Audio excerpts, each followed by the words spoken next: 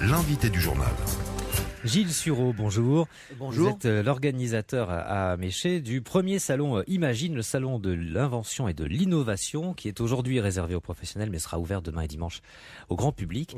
D'abord un mot, comment vous avez eu, vous et la ville de Méchet, cette idée d'organiser le salon des inventeurs?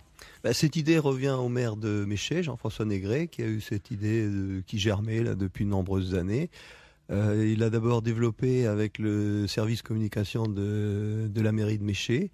Puis, vu l'ampleur, il a pris des amis pour former une équipe à la hauteur pour créer ce salon, quoi. Qu'est-ce qui, j'allais dire, différencie à vos yeux le bricoleur du dimanche du vrai inventeur? Je pense que il ne doit pas y avoir beaucoup de différence. Le bricoleur du dimanche, un jour, il va trouver quelque chose et il va commercialiser son produit. Je pense que tout le monde espère trouver le produit miracle, quoi.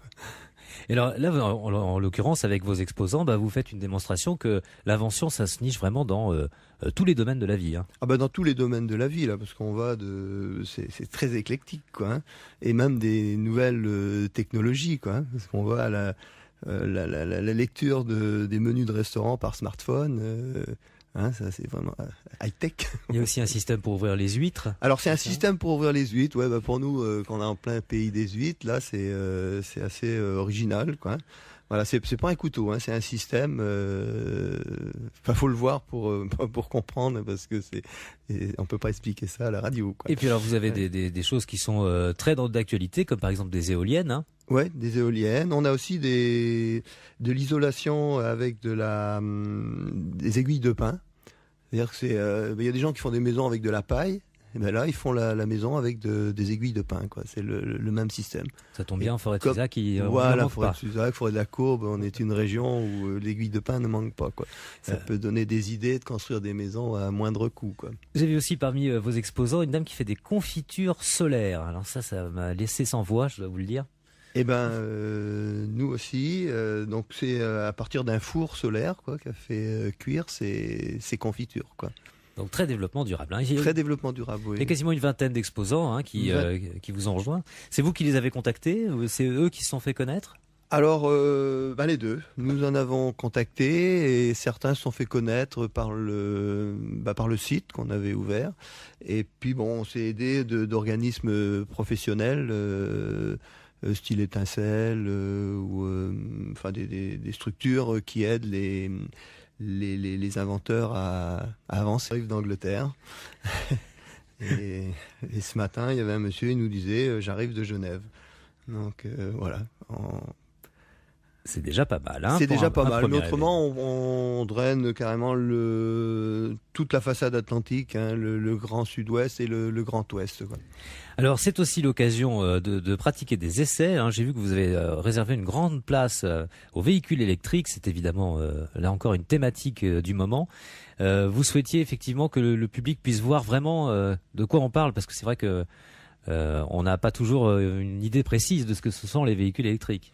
On n'a pas beaucoup d'idées là-dessus. Les gens pensent que ça coûte cher, les gens pensent que c'est pas commode, les gens pensent voilà. Donc en ouvrant ça tous les véhicules, faisant des expositions de véhicules électriques, on dit on permet de faire la démarche. Les gens n'auront pas besoin d'aller voir au magasin, mais directement sur le salon pour voir comment ça marche. Et il y aura des essais de vélos électriques et de véhicules électriques, quoi. Voilà, et puis vous pourrez constater qu'effectivement, ce sont des engins qui fonctionnent très bien et pas forcément beaucoup plus cher qu'on ne le pense. Des animations aussi pour les plus jeunes. Vous avez convié une association bien connue, les petits débrouillards, qui vont animer des petits ateliers. Voilà, pour les jeunes, même pour les adultes, pour des oui, après tout. des règles de bon sens, quoi. Ne pas laisser les lumières allumées, économiser l'eau, voilà, tout amener un peu à la règle du bon sens pour les grands, quoi. Il faut dire que cette année, éduquer les jeunes tout de suite à faire le bon geste, quoi, je veux dire. Oh, mais eux les ont souvent, c'est les grands qu'il faut éduquer. Les petits débrouillards s'intéressent beaucoup cette année, effectivement, aux économies d'énergie. Voilà, ouais. Vous avez aussi prévu une exposition sur le nanomonde. Alors là, on va rentrer dans un univers vraiment différent. Tout petit. Voilà, donc c'est l'espace Mendès France de Poitiers qui nous a prêté cette expo. C'est des panneaux explicatifs, hein, voilà, sur tous les différents types de nanomondes, quoi. Voilà, la nanotechnologie, on en parle beaucoup en ce moment. Certains pour s'en inquiéter, d'autres parce qu'ils jugent que c'est un progrès. Le mieux, c'est d'aller voir et d'en parler sur place. Vous avez aussi des conférences, hein, parce que vous souhaitiez que ce salon soit aussi un moment de culture, on va dire. Un moment de culture, ouais. Racontez-nous alors les 2 conférences que vous avez. Eh ben, il y a une le samedi et une le dimanche. Alors samedi c'est à 16h. Samedi c'est à 16h. Dimanche ça doit être à 16h. C'est à 15h30 me semble. 15h30 aussi. C'est à la portée de... C'est des conférences mais qui vont être à la portée de tout le monde, quoi. Les conférenciers vont amener comment dire, Alors quel est le premier thème par exemple que samedi qui est là et on parle de quoi? Vous séchez. Attendez, je vais regarder sur votre programme. Passez-moi votre programme. J'ai pas les conférences. Si, je les vois. Je les vois. Je vais vous les donner. Attendez, donnez-moi votre papier. Je vais les donner à la radio. On est en direct. Hein. Alors, samedi donc 16h, conférence de Patrice Rémaud. Il est professeur agrégé de physique appliquée à l'ESIP à Poitiers. Il parlera d'invention, d'innovation et de découverte, les relations entre les sciences et les techniques. Ça se passera à la salle en face de la passerelle. Et puis dimanche, 15h30, une conférence d'un ingénieur de recherche laser à l'UST de Lille sur la recherche fondamentale, utile chaque jour, un peu, beaucoup. C'est à 15h30 également. J'aimerais qu'on dise un mot, Gilles Sureau, d'un aspect important aussi. Le public va décerner un prix à l'invention qu'il jugera la meilleure. Oui, il y a le prix du public. Donc on va distribuer un bulletin. Les gens...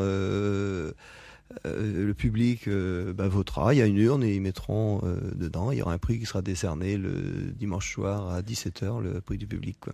Bonne incitation finalement à faire le tour, à voir tout le monde. Voilà, à voir tout le monde et à comprendre aussi plein de choses, quoi, pour pouvoir voter intelligemment. Bon, ce qui est intéressant aussi, c'est que là on peut croiser de vrais inventeurs, on peut leur parler avec eux, on peut dialoguer. C'est le but, hein. Ils sont là pour écouter, pour raconter, et ils sont très bavards, hein. En général, parce que ce sont des passionnés. C'est des passionnés, oui, c'est des passionnés. Oui. Vous-même, vous avez votre préférence là parmi tous les inventeurs? C'est difficile, quoi, parce qu'il y a plein de choses intéressantes, quoi.